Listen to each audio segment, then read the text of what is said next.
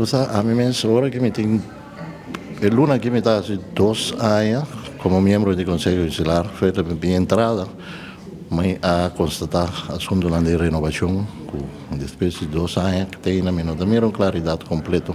pero de manera nuestra es un edificio monumental, no está fácil para manera de renovar un edificio moderno. Pero seguro, mirando el desarrollo, también bingo aumento de miembros en el Consejo Insular para 2027, me quiere estar en su lugar para tomar una decisión concreta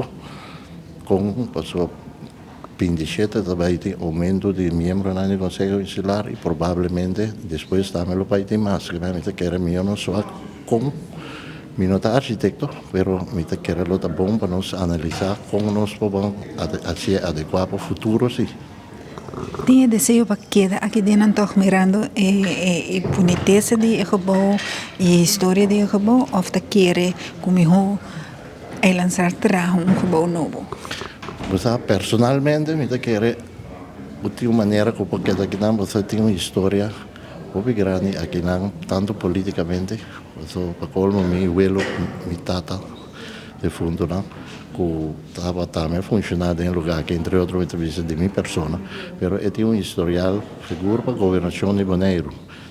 Mi não saco e lo também mesmo sentimento se vai de um edifício novo, pero já nós era moderno, lá experto não decidi com da melhor maneira assim.